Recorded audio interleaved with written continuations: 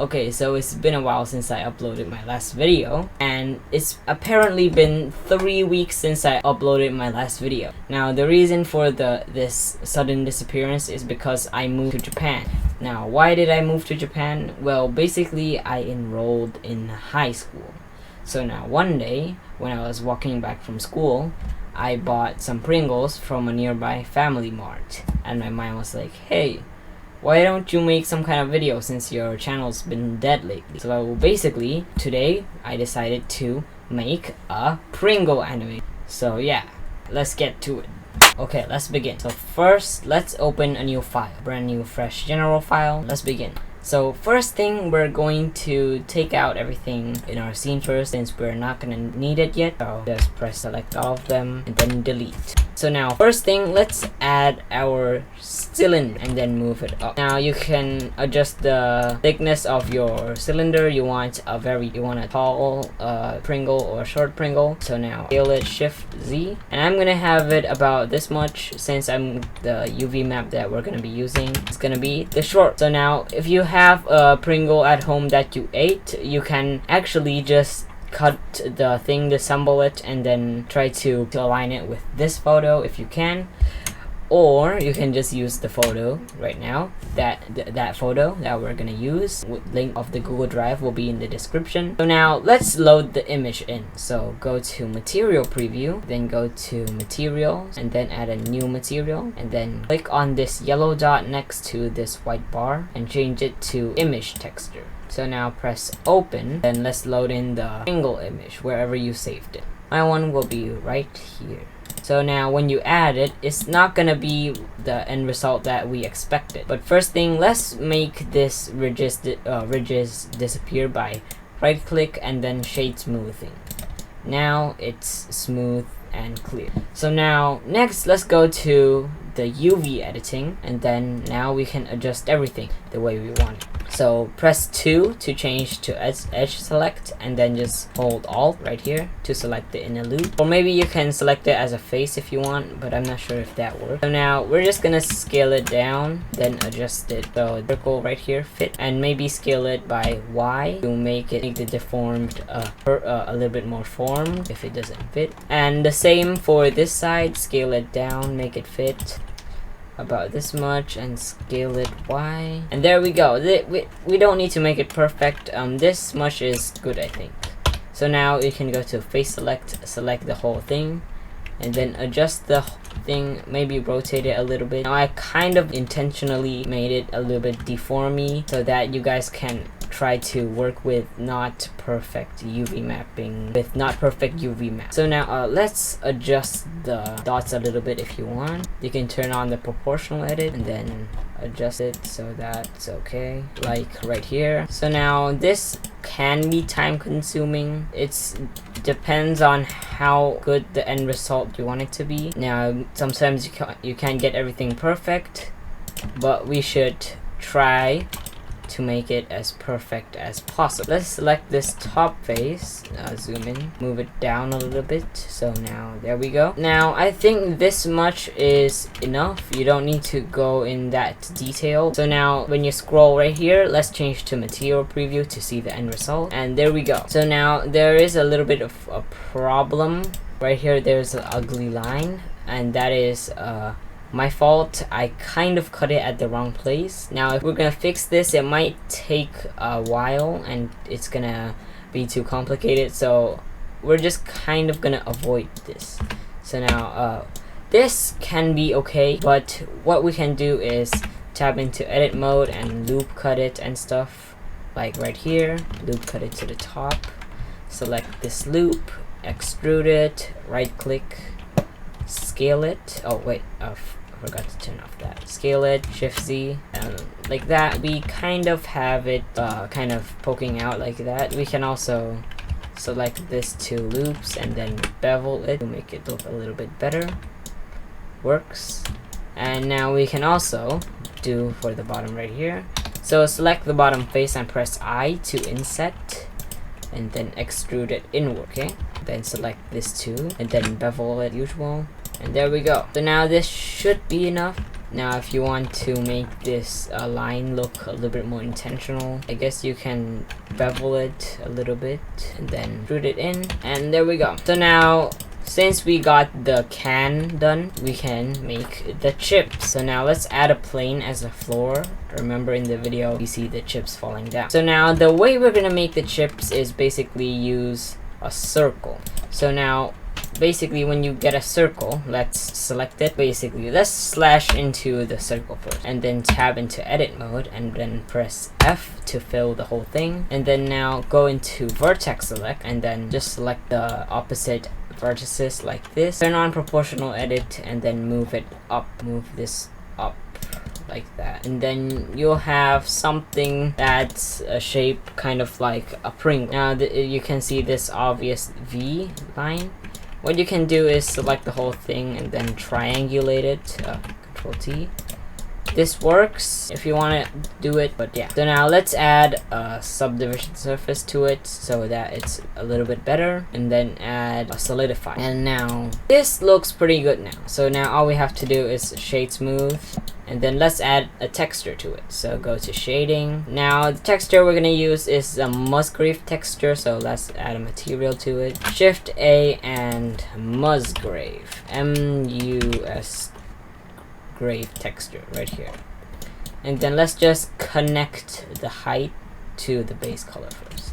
So now yes, this is something kind of like what we want, and then now you can add a color ramp right here. Add a color ramp, put it in between, and then now let's change the color. So right here we're gonna make it kind of like a creamish color. I'm not sure how Pringles look exactly, but I can kind of guess. Try not to use dark colors, instead try adjusting it. So now let's just try adjusting the whole thing and try to make it look exactly like a Pringle. It won't be exactly perfect like it, but yeah, we're gonna try to make it look like it. You can also adjust the values right here if you want. So I think about this is fine for now. I'm not really targeting for a really perfect chip. So now after you're done, you can slash out and then look from the top and scale it down, so that it's not big as the can, because I'm pretty sure that the chip shouldn't be bigger than the can. So now how we're gonna make it fall from the sky, or whatever you want to call it, is basically using rigid bodies. So now let's go to the physics tab right here. Physics right here. So now rigid body is basically just a modifier. Yeah, it's basically like a modifier that calculates physics for your object. So like it basically is used to interact with other objects and stuff. So now let's add a rigid body to our chip, shall we? So right here, rigid body, and then now when you run the animation, when you run the animation, you can see your chip falling down due to gravity. So now when you add rigid body, there is going to be gravity. Now when the chip falls down, why doesn't it hit the can nor the floor? Well, that's because the can or the floor isn't a part of the rigid bodies, since we didn't give it a rigid body. So now whatever that doesn't have rigid body will not be calculated and will not be interacted. So now what we have to do is basically give the floor a rigid body, but now when you run the animation, both the floor and the chip will fall down. The way to fix this is to change the type of the floor from the rigid body from active to passive. So now when you do that, your chip will not fall down and just land on the ground like that. So now we should do the same for our can, since we don't want our chips going through the can. So now when it's done, you should have something like this. But now just landing like this isn't that interesting. So let's rotate it a little bit. So rotate 2 times, press R 2 times. So it's a little bit more random. And when it falls, there we go. Yeah. Now, if you want to experiment with more rigid bodies, you can try adding some cylinders and stuff if you want to try. But right now we're making chips, so yeah. So now you can duplicate it, kind of like this.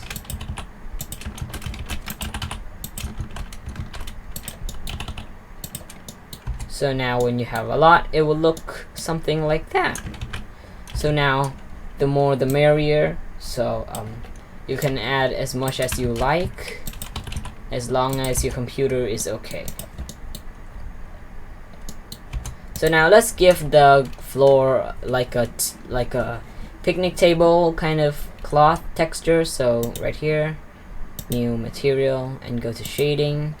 Now select your principled BSDF and make sure you have Node Wrangler turned on. So go to edit and preferences, add-ons, and search Node Wrangler. This is gonna be very important when we're gonna make PBR stuff. So now select your principled BSDF and then press Ctrl-Shift-T. So now when you do that, this window will pop up, and then you can just go to wherever you saved it. Now I download my textures from Polyhaven, so you can check that out. Or if you have somewhere else that you downloaded, like Polygon, you can also use that.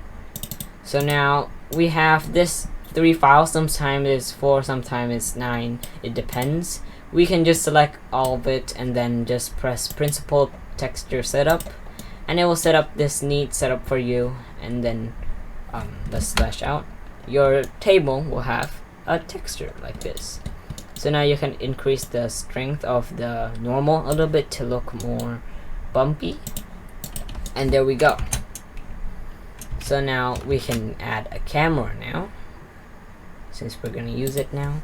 Press 0 and press N and press view right here, and then lock camera to view. So now you can zoom out and adjust your camera view to wherever you like.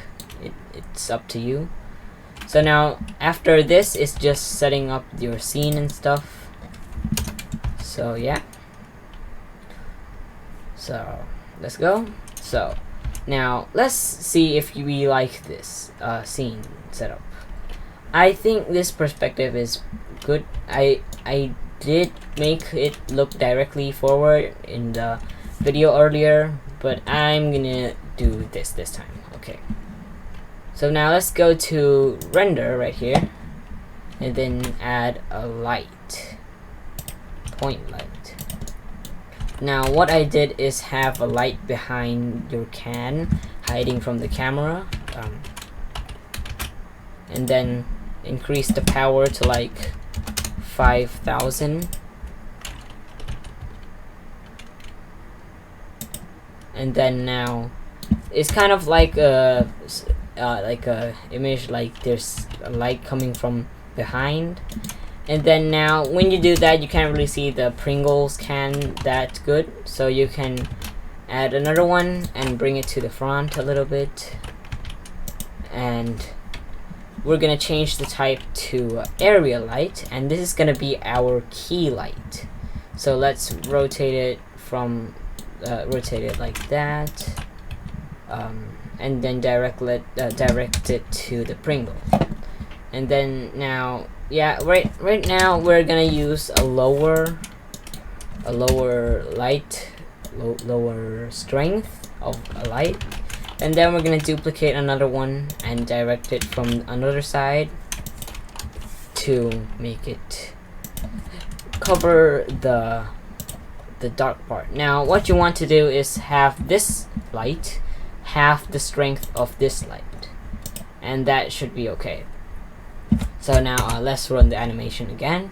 Make sure your computer can run all this smoothly, because if not, then your rendering might crash. So yeah, So now, after this should be done. And if you want to make some adjustments, you can, like add more Pringles if you want. If your computer can handle it, you can. So I'll have a bunch of Pringles falling. So that should be it for this video. Hope you enjoyed making Pringles. And yeah, well, I probably will be making a vlogging video about me coming to Japan on another channel. Now if that happens, there should be a link in the description. And yeah, if you have any questions, you can feel free to leave a comment down below. And if you enjoyed this video, please leave a like and subscribe. And I'll see you guys soon. Bye bye.